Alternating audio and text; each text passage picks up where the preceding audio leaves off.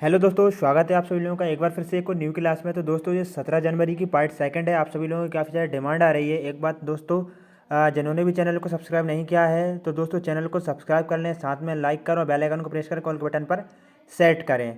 तो चलिए दोस्तों देख लेते हैं। एक बात और बताना देना चाहता हूँ दोस्तों आप सभी लोगों को, जो हिंदी का ये वाला जो पेपर है सेकंड पेपर, ये हमारा सब्जेक्ट नहीं है, लेकिन हम फिर भी इसके जो क्वेश्चन हैं उनको करा रहे हैं। तो दोस्तों यदि एक आध क्वेश्चन गलत हो जाता है तो आप माइंड ना कीजिएगा, मैंने आपको पहले ही बता दिया। बट दोस्तों आप लोगों की काफ़ी ज़्यादा डिमांड आ रही थी, तो इस बार दोस्तों हमने जैसे तैसे करके इसके आंसर्स को निकाला। चलिए तो स्टार्ट कर लेते हैं। क्वेश्चन नंबर 16 देख लेंगे। एक शिक्षिका प्रतिदिन निम्नलिखित गतिविधि आयोजित करती है। कक्षा को 5 के समूह में बांटकर उन्हें समूह में बातचीत के लिए दिन प्रतिदिन के विषय देती है। बाद में प्रत्येक विद्यार्थी को लेती है तथा उन्हें पूरी कक्षा के सामने एक समूह के रूप में बातचीत करने के लिए कहती है। बस वह किसे बढ़ावा देने का प्रयास कर रही है। तो इसका पहला क्वेश्चन है, वो पहला ऑप जो है दोस्तों, मतलब यहाँ पर दिए हुए हैं तीन और टॉपिक्स। आधारभूत अंतः व्यक्तिक संप्रेषणात्मक कौशल है, संज्ञानात्मक रूप से उच्च भाषाई निपुणता है, या विमर्श करने की दक्षता है, या फिर समूह चर्चा है। तो इसका जो राइट आंसर होगा ना दोस्तों, 16 का राइट आंसर वो हो जाएगा दोस्तों। इसमें थोड़ा सा सस्पेंस है 1 और 2 में, मतलब 1 और 2 में थोड़ा सा सस्पेंस है। आधारभूत अंतः व्यक्ति का व संप्रेषणात्मक कौशल, या फिर संज्ञानात्मक रूप से उच्च उच्च भाषाई निपुणता, ठीक है ना। तो दोस्तों मैं इसमें पता है किस पे, फर्स्ट वाले पे जाने वाला हूँ। चलिए आगे देख लेंगे, नेक्स्ट क्वेश्चन को देख लेंगे। पैटर्न को समझने के लिए अभ्यास एक पद्धति है जिसे खाली स्थान द्वारा बढ़ावा मिलता है पैटर्न को समझने के लिए। तो इसका राइट आंसर क्या हो जाएगा? इसका राइट आंसर ऑप्शन नंबर 4 हो जाएगा दोस्तों। क्या हो जाएगा? ऑप्शन नंबर 4 हो जाएगा, क्योंकि दोस्तों पैटर्न से संबंधित बच्चा क्या करेगा, अलग अलग दिशा में सोचेगा, है ना। तो रचनावादी में भी ऐसा ही होता है। चलिए आगे देख लेंगे, नेक्स्ट क्वेश्चन को देखेंगे। क्लास कैसी लग रही बताइएगा जरूर। उत्पादक शब्द संपदा क्या है? उत्पादक शब्द संपदा क्या है? 18 नंबर का क्वेश्चन है। इसका राइट आंसर क्या हो जाएगा? ऑप्शन नंबर 1 है दोस्तों, वे शब्द जिन्हें हम लेखन तथा वाचन में प्रयोग करते हैं। वे शब्द जिन्हें हम जब कोई उन्हें बोलता है बोलती है पहचानते हैं। वे शब्द जिन पर हम पढ़ते हैं समय ध्यान देते हैं। वे शब्द जिन्हें हम समझते नहीं हैं। तो राइट आंसर ऑप्शन नंबर 1 हो जाएगा 18 का, क्योंकि दोस्तों उत्पादकता से रिलेटेड मतलब वही शब्द रहते हैं जिनका हम क्या करते हैं, मतलब लेखन तथा वाचन में प्रयोग करते हैं, ठीक है। नए नए प्रयोग करेंगे, वाचन बोलने में भी नए नए शब्दों को, उनकी उत्पादकता, ठीक है। तो इसका राइट आंसर तो option number 1 is the correct. अर्थ के लिए अनुमान है, तो दोस्तों अर्थ के लिए अनुमान है 19 नंबर का क्वेश्चन का राइट आंसर हो जाएगा क्या? इसका राइट आंसर हो जाएगा, क्या हो जाएगा? ऑप्शन नंबर 1 हो जाएगा, ठीक है। ऑप्शन नंबर इसका 1 क्यों होगा? क्योंकि दोस्तों यहाँ पर ये जो एक वर्ड दिख रहा है ना आपको, तर्क, ठीक है, ये दिख रहा है ना ये वाला, तो ये किस चीज़ से, अनुमान से रिलेटिव रहता है। किससे? अनुमान से रिलेटिव रहता है। तो अर्थ के लिए अनुमान तथ्यतः तर्कों पर आधारित अर्थ निकालना इसका राइट आंसर हो जाएगा। तो दोस्तों बाकी का इसका क्या है दोस्तों, इन सब में थोड़ा थोड़ा कन्फ्यूजन है बस दोस्तों, लेकिन इस 90% जो आंसर है वह 1 हो जाएगा।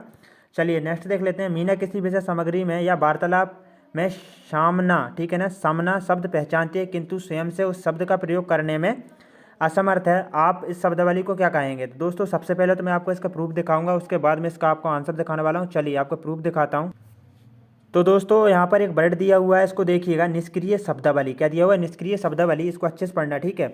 उन शब्दों से बना है, निष्क्रिय शब्दावली उन शब्दों से बना है जो एक व्यक्ति पहचानता है लेकिन बोलने और लिखने के दौरान शायद ही कभी उपयोग करता है के रूप में भी जाना जाता है, ठीक है। तो यहाँ पर क्या देख, उन शब्दों से बना है जो एक व्यक्ति पहचानता है, ठीक है, लेकिन बोलने और लिखने के दौरान क्या होता है, शायद ही कभी उनका उपयोग करता है, ठीक है ना, उसके रूप में जाना जाता है। इसको याद रखना। चलिए हम अपने अब टॉपिक पर चलते हैं।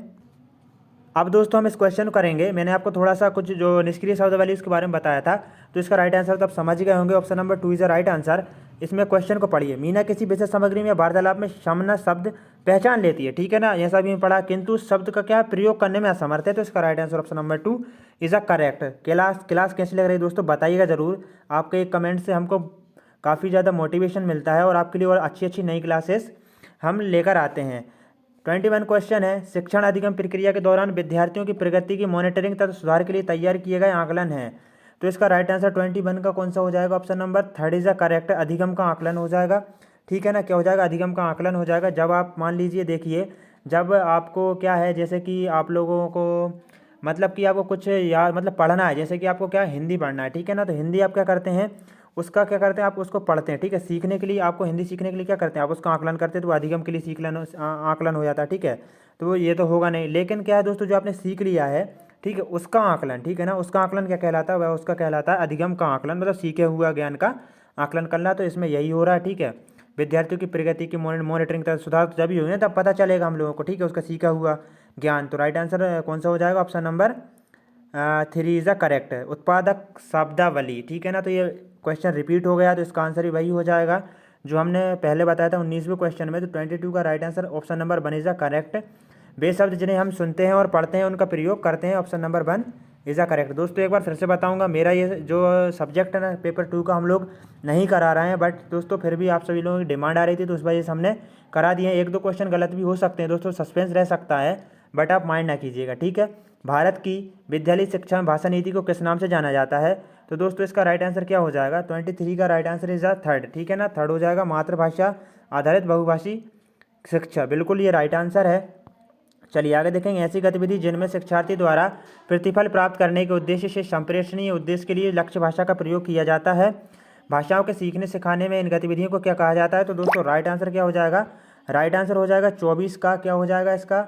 Option number 2 is the correct, समूह बनाकर कार्य करना, ठीक है ना। समूह बनाकर कार्य करना, क्योंकि संप्रेषणीय उद्देश्य दोस्तों समूह में ही होता है, ठीक है। क्या करोगे आप लोग? एक भाई समूह बना लिए, एक समूह ये है, एक समूह ये है, ठीक है। एक दूसरे के अंदर बातचीत हो रही, संप्रेषण हो रहा है एक दूसरे के विचारों का। तो इससे क्या होता है दोस्तों?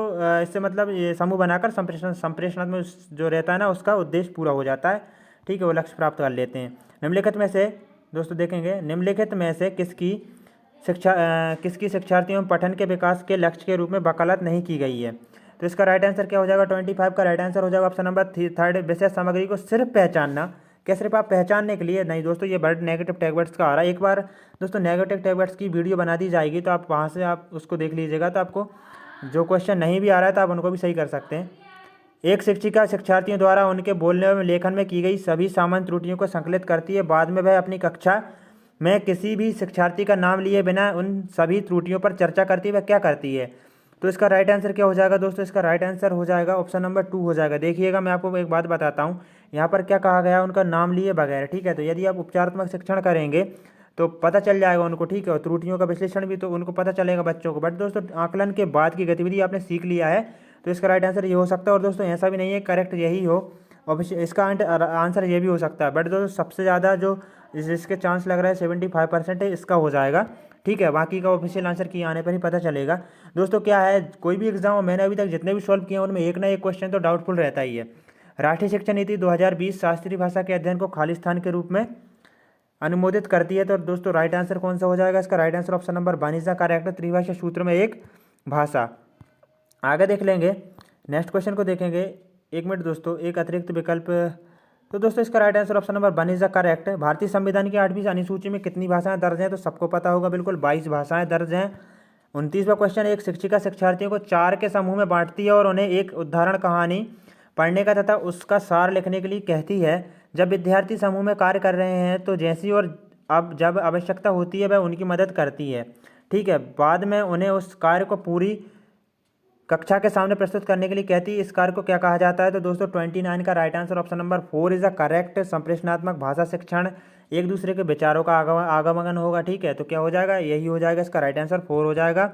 समूह में समस्त कक्ष चर्चा या सहायता करना है, समूह कार्य नहीं होगा दोस्तों। जो सबसे ज़्यादा जो 101% चांसेस लग रहा है 4 इज द राइट आंसर।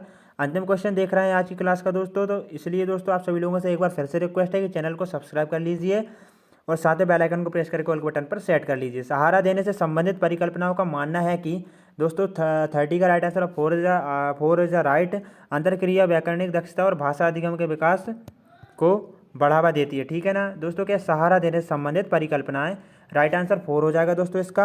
और दोस्तों यदि एक आध क्वेश्चन गलत होता है तो आप एडजस्ट कर लेना, माइंड ना कीजिए, क्योंकि दोस्तों ये हमारा सब्जेक्ट नहीं है। बट दोस्तों आप लोगों को कमेंट पे कमेंट आ रहे हैं कि भाई 17 का कराइए, 17 का कराइए। यदि नहीं कराते हैं तो आप लोगों को अच्छा नहीं लगता दोस्तों, लेकिन हम लोगों ने इसको भी करा दिया है। तो जय हिंद दोस्तों, वंदे मातरम। मिलते हैं को नेक्स्ट क्लास में।